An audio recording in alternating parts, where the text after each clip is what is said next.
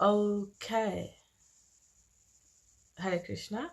So I think maybe the stream got interrupted. Right. So I'll carry on from where I was. Okay, so we were talking about a family that is not God conscious or Krishna conscious, that this family is, you know, getting everything done, but because it's not connected to the Lord, it becomes all just material and full of hard endeavor, full of anxiety, but not really getting one anywhere. Whereas if there is a shift, if there's a shift of consciousness, that maintaining my family, I'm doing this as a service to the Lord, and not just a shift in consciousness, but the practical application of it, like using one's time, wealth,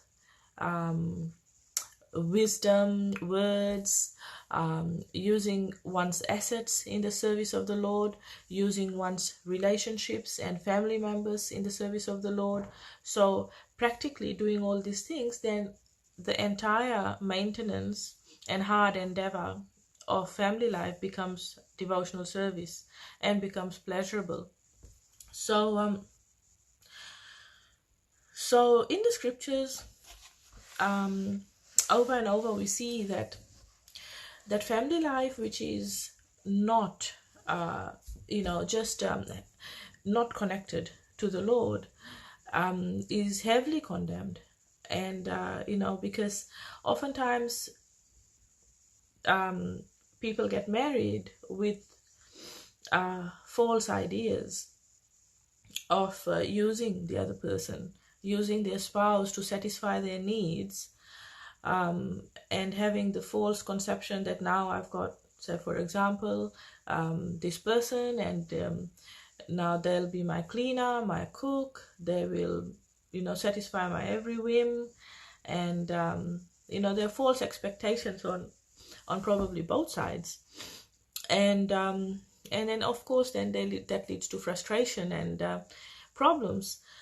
But it's described that having like Gaur Kishore Das Babaji Maharaj, he describes that having a wife who is a devotee of the Lord is actually very rare.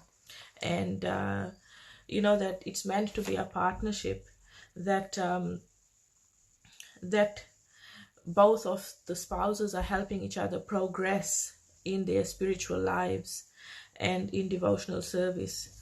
So there are some other quotes as well, which I will talk about later. So so this concept of everything that you see and all your current relations being mine is what a materialist thinks like, and it's described as an illusion for the reason that it's not permanent, for the reason that it will finish when this body finishes. By contrast, we have in the spiritual world permanent relationships which are eternal and which don't finish. So real family life is having again, in comparison to a materialistic family life which doesn't have Krishna in the center.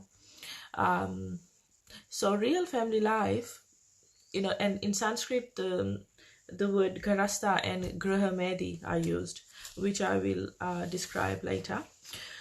So real family life is having loving relations in order to nourish the spouse and nourish the dependents, the children, to grow as Krishna conscious or God conscious people without any selfish motivation of just using the people around one to satisfy one's own senses. So so having a family is not actually condemned, but what is condemned is If the family isn't God conscious, and if family life is being used just for sense gratification and not as an ashram, not as a place of security and shelter to progress further, to learn from, and to grow into spiritual life, if that is what the scriptures condemn. So, using this current situation of having nice, loving relationships within the family is real use of one's time and real use of one's current situation, and is what family life is meant for. So just like in one of the previous verses in this chapter, I think it was verse 4, wasn't it? No, verse 1 actually. In verse 1, proper use of time is recommended, and it's said that by using one's time here wisely, then we actually get free from the clutches of time, because there's no time in the spiritual world. The time doesn't exist there, so we get free by using our time wisely. So in the same way, using our current family situation wisely and dovetailing it, connecting it to the Lord in devotional service is actually the right use of family life. So yes, so these two words, Grihmedi and Grasta. Okay, so Grasta means Grasta ashram. So Grasta means entering into the married order of life, and following the spiritual injunctions, the rules and regulations of this institution of marriage and family life. That's Grasta life. It's meant to be safe and secure, and a place of learning, spiritual learning and material learning, and it's a place of awakening and serving the Lord within the family. So this is how the world then gets pure, clean-hearted individuals who are clean in body, mind, and spirit by coming from good spiritual families that have the right mindset, that it's all linked to devotional life and spiritual life. Whereas by contrast, we have Grihmedi, which is entering the marriage of institution without having the Lord, without following any of the spiritual injunctions of what married life and family life is meant to be, and using each other just for sense gratification and for each other's other selfish needs, and not providing learning, spiritual shelter, security to one's dependents. This is Grihmedi. So we are, of course, meant to be in the Grihastha ashram, in the spiritually sanctified institution of marriage and family life, and we can see that when there isn't nice, loving relationships within the family, and when there is a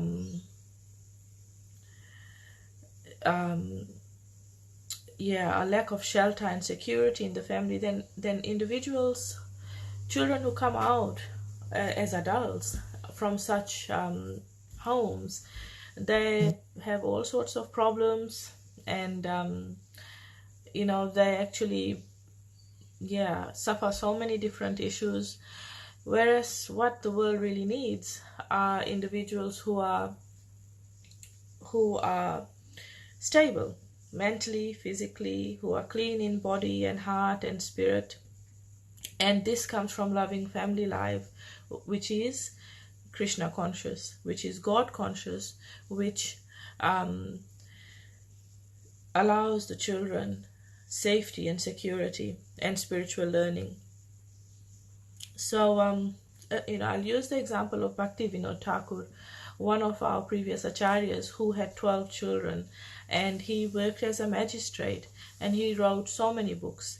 And in fact, um, as he got older, he got worried as to who was going to take over his spiritual tradition of spreading the Krishna conscious movement.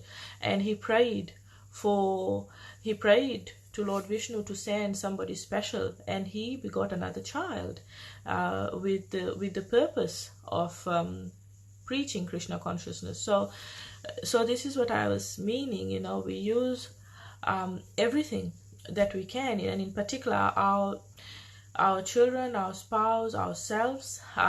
We use these relationships in the service of the Lord, and each person in the family needs to be guided by the parents to connect in devotional service to the Lord. So it was also Bhakti Vinod Thakur who said this famous quote, which is that, and I'm paraphrasing, and he said that one day I looked around me and I realized it was Vaikuntha. Vaikuntha, as we know, is the spiritual planets free from anxiety. And why he said that is because, there were all the spiritual activities that his family members were performing around him, singing and offering their food to the Lord and chanting, and all the different ninefold processes of devotional service. Performing devotional service in family life is actually the ultimate success of family life. And having there's no sort of restriction in having children, as long as the children can be responsibly cared for and their needs met, and also that these children need to be engaged in the service of the Lord. So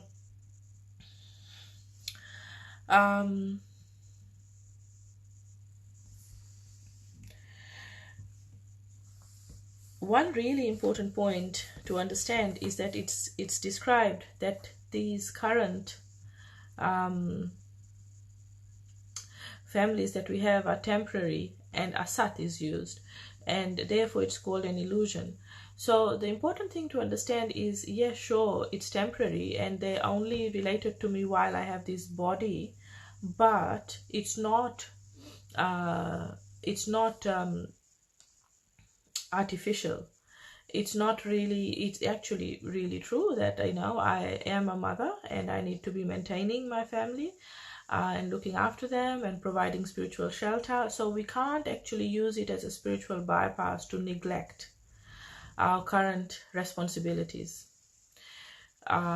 We actually need to take the responsibility of being a parent, and the Bhagavad Gita is very, very clear about this and says that one should not become a parent, should not become a teacher, should not become a guru or a king unless one is capable of delivering their dependence. So this is the responsibility, a big heavy responsibility that parents have, of actually delivering their dependents, so making them devotees and giving Krishna to them and making them practice devotional service, all in a very loving, kind way, so that it's attractive. So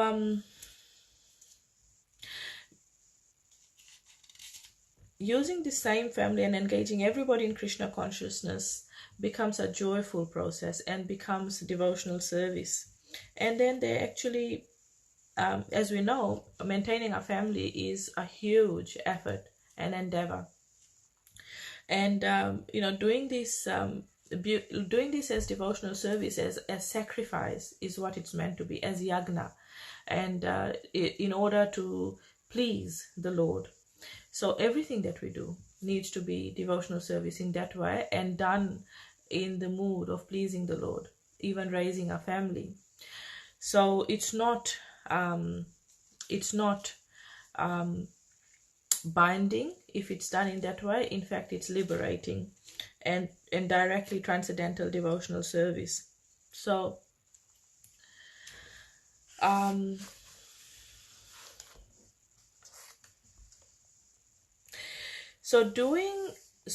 using these relationships and living in our families, molding it so that it's Krishna conscious and all done as devotional service, actually becomes central devotional service then.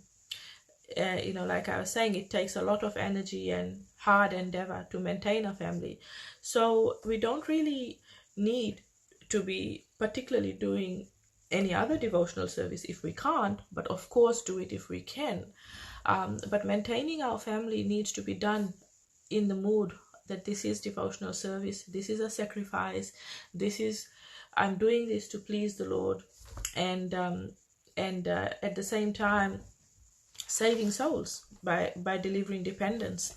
So I've actually got this open here. So this is a quote from Srila Prabhupada, and it's a famous quote. He wrote it in a letter to a devotee mother, and he said that child worship is more important than deity worship. If you cannot spend time with your child, then stop the duties of pujari. These children are given to us by Krishna. They are Vaishnavas, and we must be very careful to protect them. These are not ordinary children, they are Vaikuntha children. And we are very fortunate we can give them chance to advance further in Krishna consciousness. This is very great responsibility. Do not neglect it or be confused. So, worshipping, so serving your family, serving your children, and worshipping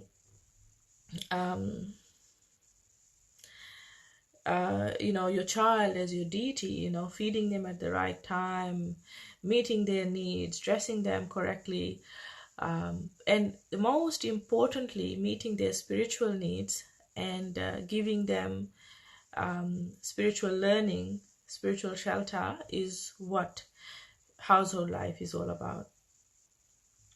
And so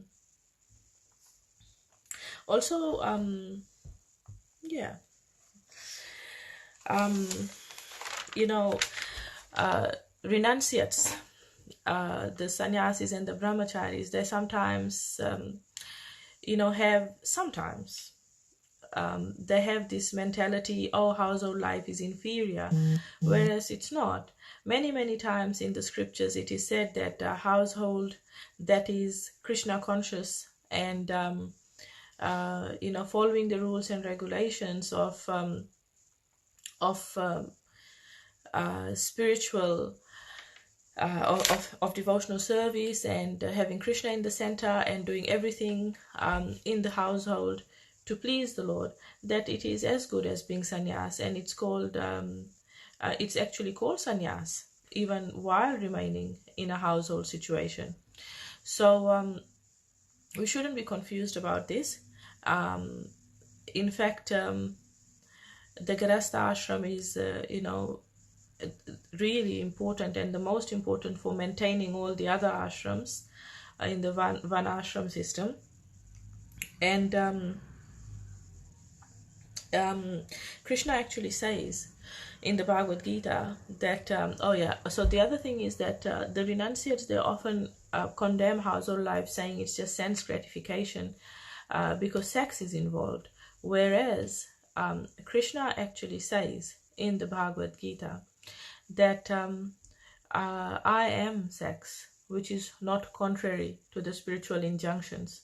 So what he's saying is the act of sexual intercourse with one's spouse in order to beget Krishna conscious or God conscious children, that he is that it's all devotional service. So having that right consciousness is crucial, and doing things in devotion, in household life as sacrifice to please Krishna is the ultimate perfection of household life. So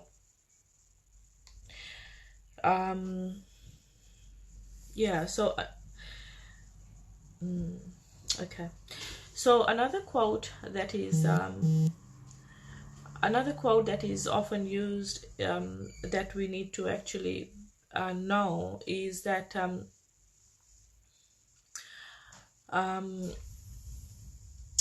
one gopi is saying to another that don't go and see Krishna on the bank of the Yamuna in his three bending form playing the flute under the moonlight.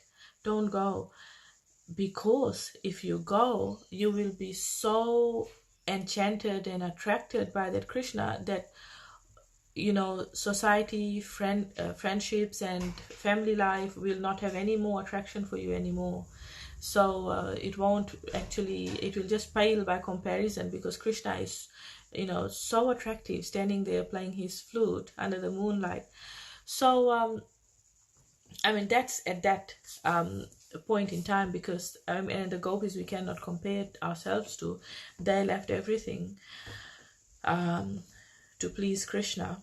So and we are meant to be having the same mood, doing everything to please Krishna, so rather than pleasing ourselves.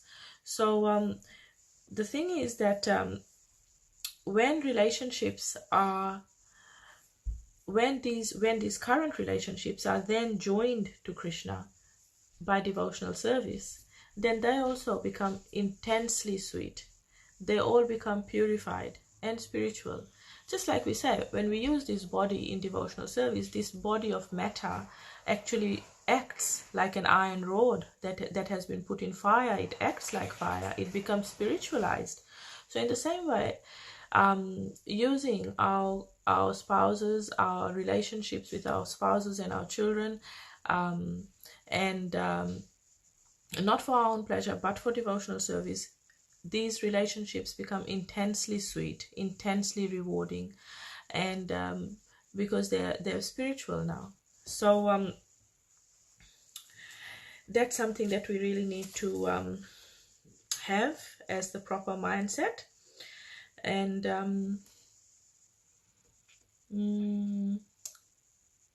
yes, so acting on the soul platform and seeing our children and our spouse as spirit souls, as precious spirit souls, to be to advance their Krishna consciousness with the ultimate aim of going back to the spiritual world. This is a real privilege that the Garastha ashram provides, and that we need to be doing. So yep, I have said everything I wanted to. There is one last thing, which is that which is that, so in this world, just real simple, when this body finishes, then my relationship with my husband, my relationship with my children finish. So it's gonna be gone. But in the spiritual world, this is now in Goloka Vrindavan, in the spiritual world, relationships are eternal, and there is like a whole, there's everything there, and it is very, very sweet. So it's described father, mother, children, everything is there. So if we so how we can sort of understand this, it's like for example, being in a drama or a play and having a particular role in the play, and being happy with that role, whether it is a role of a villain or a heroine or a maid or whatever, but being happy in that role, like being completely satisfied with that role, and then so when we return to the spiritual world, it's actually like we've never left. We just go back to that role that we were in, and we are 100% satisfied and completely happy with that role that we have in the spiritual world, because that is our eternal constitutional spiritual identity. And that's what it's like, going back and just going back into your role. And it's not playing, it's not play acting, it's actually eternal, and the real identity that one has. And whatever role we have in this, but whoever we are in the spiritual world, whoever we are actually completely happy with that. We don't sort of want to be something else. So yeah, that's what we have to look forward to, and that everything is really full of bliss and full of happiness, and there is love all around, real genuine love which doesn't finish. So that's what relationships are like in the spiritual world. And we don't need to be worried that we are missing out on anything if we try. If we are in fact living our lives spiritually, then relationships become the same, spiritual and happy and fulfilling. Just making sure that the point is leading everyone in the family and connecting them in service, in practical service. And the easiest is, of course, hearing and chanting.